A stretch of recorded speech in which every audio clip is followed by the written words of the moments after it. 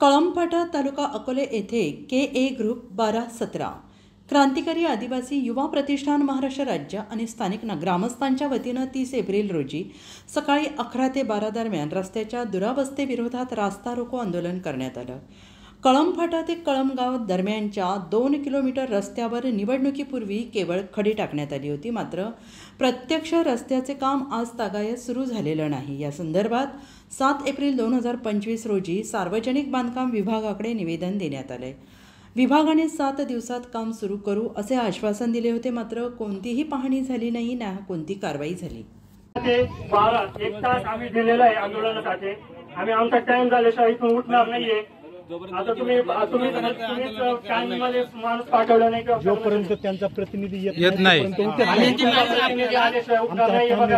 टाकलाय मायकोर टाकलाय तुमचा फोन। इथे जी परिस्थिती उद्भवली ते फक्त तुमच्या प्रतिनिधी पाठवला ना त्यावेळी आमची रितसर मागणी म्हणून आमची रितसर मागणी रितसर सगळ्या गोष्टी आहेत। हा रोड आहे ना आम्हाला साहेब असं नाही, तुम्ही स्वतः एक ऐका ना साहेब, ठेकेदारांसोबत तुम्ही आम्हाला बोलावला होता, पण आमचं त्यांचा काही संबंध नसतो ना। ऑफिसला तुम्ही आले होते ना, त्याच दिवशी मी तुम्हाला बोललो होतो। हो सर, मी सांगतो त्याला सूचना पण दिलेल्या आहेत ते ठेकेदाराला। हो सर, तुमच्याला एक मिनिट, आपण 2 वेळेस तुम्हाला निवेदन दिलेले आहे, सर्व काही दिलेलं आहे। तुमचा एक प्रतिनिधी जरी आला असता आमच्याशी इथं बोला असता स्थानिक ठिकाणी। थांबा, त्याच्या प्रतिनिधीला मला आधी फोन करू देतो, कुठपर्यंत आलेला आहे। तुम्ही फॉर्म करून घ्या। आंदोलन तुम्ही येत नाही तोपर्यंत बंद नाही होणार, हे आंदोलन उठणार नाही। सर्व सर तुम्ही हा बोला, फोन लावा त्याला फोन करतो, थांबा। हा कॉन्फरन्स घ्या त्यांना, फोन मी स्पीकरवर टाकलाय आणि माईकवर टाकलाय। इथं म्हणा लोक अर्धे कॉन्फरन्स प्रमाणा नाही टाकतात।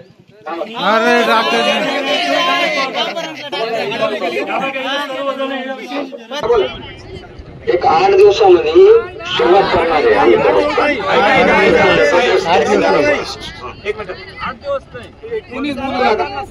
कोणीच बोलू नका, त्यांचा होऊ द्या, नंतर आपण बोलूया। ओके, बोला साहेब। 8 दिवसामध्ये चालू करतोय तो। आता सर 8 दिवस खूप होत आहेत। आपल्याकडे मागणी आम्ही 7 तारखेलाच केली होती। 7 तारखेला प्रथमतः निवेदन आम्ही दिलेलं आहे। 7 तारखेचा आज 30 तारीख आहे। बरेच दिवस झालेले, आता फक्त तुमच्याकडे 2 दिवसात अवधी, 2 दिवसामध्ये तुम्हाला काय करता येईल ते सुरू करायचंय, अन्यथा याच्यापेक्षा जास्त तीव्र आंदोलन आम्ही करू। नाही, 8 दिवस द्या मला। ऐका चव्हाण सर 8 दिवस नाही, कामाची वर्क ऑर्डर झालेली आहे ना, संबंधित ठेकेदाराची नेमणूक सुद्धा झालेली आहे। मग काम सुरू करायला अडचण काय? त्याला मी हे केलेलं आहे, ठेकेदारांना पण सांगितलेलं आहे। ठेकेदाराचे दुसरीकडचे काम चाललेले आहेत ना, तेवढं काम आटपलं का तो सुरू करणार आहे। निवेदन दिलं ना सर, माझं ऐकून घ्या। मी निवेदन दिलं, जे प्रतिनिधी आलेले होते त्यांना पण मी तेच सांगितलं होतं, किंवा त्याचं तिकडचं काम संपलं का इकडचं मी काम त्याला चालू करायला लावतो। आम्हाला ऐका सर, 7 तारखेला एक निवेदन या रस्त्या संदर्भात आपण सार्वजनिक बांधकाम विभागाचे अभियंता चावळ साहेब आपण यांना दिलं होतं। सर्व ग्रामस्थ कळमगावचे त्यांच्या हस्ते दिलं होतं। त्यांनी आपल्याला आश्वासन दिलं होतं की 8 दिवसामध्ये आपण काम चालू करू। 8 दिवसाच्या आतमध्ये त्यांचा कोणताही प्रतिनिधी हा तिथं उपस्थित झालेला नाही, बरोबर आहे का मित्रांनो? कोणताही प्रतिनिधी आला होता का तिथं? एक सुद्धा प्रतिनिधी आला नाही। ठीक आहे, दुसरं आम्ही परत एक निवेदन दिलं, तर ते निवेदन आपण त्यांना आंदोलनाचा इशारा दिला होता आणि त्याच्यानंतर 10 दिवसांचा जवळपास 15 दिवसांचा त्यांच्याकडे वेळ होता, तरी सार्वजनिक विभागचे अधिकारी हा रस्ता पाहायला आलते का परत एकदा? नव्हता आला। आपण त्यांना वारंवार पाठपुरावा, त्यांना फोनवर सुद्धा आपण त्यांच्यासोबत चर्चा केलेली। त्यांच्याकडून आपल्याला असे उत्तर येत आहेत की तुम्ही ठेकेदार यांच्यासोबत बोला, पण मला तुम्हाला एक सांगायचंय, ठेकेदार आणि हा ग्रामस्थांचा काही डायरेक्ट संपर्क येत नसतो। जेव्हा ठेकेदार हा काम चालू करतो तेव्हा ग्रामस्थांचा एक अधिकार असतो की काम उभं राहून काम करून गेलं, बरोबर की नाही सर? तो विषय असा आहे की तुम्हाला आम्ही जेव्हा एखादा प्रश्न करतो तुम्ही ढकलताय ठेकेदारांवर, पहिली गोष्ट हे काम तुमचं आहे. याची पार्श्वभूमी अशी की निवडणुकीच्या अगोदर या रस्त्याची खरी या रस्त्यावर पडलेली होती, बरोबर नाही? इथपर्यंत मला सांगा, तुम्ही म्हणता यांचे बिलं निघाले नाही. मग मला तुम्हाला एक प्रश्न आहे शासनाला, जर तुम्ही ठेकेदारांची बिलं काढली नाही तर तुम्ही ह्या निवडणुकीच्या अगोदर खरी का आणून टाकली? कोणी आणून टाकली? कोणी अधिकार दिला तुम्हाला? हा आमचा एक महत्वाचा तुम्हाला प्रश्न आहे.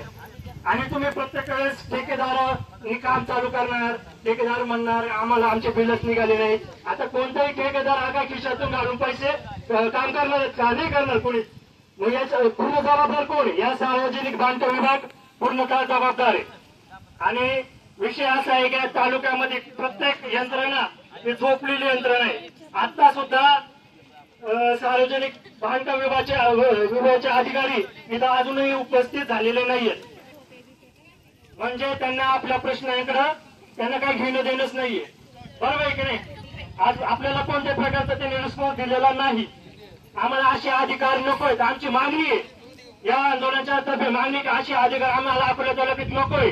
तुम्ही बदली करा, तुम्ही दुसरीकडे कुठेतरी जा, पण या तालुक्यात तुम्ही जर असं काम करणार असेल तर आम्हाला तुम्ही अधिकारी म्हणून नकोय, बरोबर आहे की नाही? अशा पद्धतीनं या यंत्रणा अशी आहे की ठेकेदार असतील, त्यानंतर सार्वजनिक बांधकाम विभाग असतील किंवा आपल्या तालुक्याचे लोकप्रतिनिधी असतील, यांच्यामध्ये कुठेही समन्वय नाही. या गोष्टीतून हे जे प्रश्न आपले निर्माण होत आहेत ना या रस्ता संदर्भात, हे आपलं दुसरं आंदोलन आहे मित्रांनो.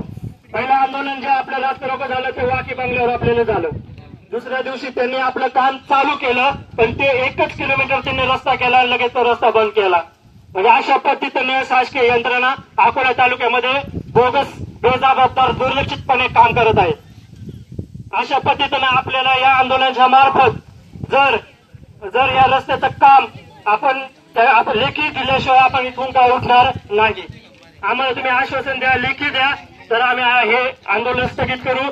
जर तुम्ही आम्हाला लेखी दिली नाही किंवा याचं पूर्ण आम्ही रस्त्याचं काम तुम्ही चालू केलं नाही तर आम्ही सार्वजनिक बांधकाम विभागाला टाळं ठोकल्याशिवाय राहणार आहे.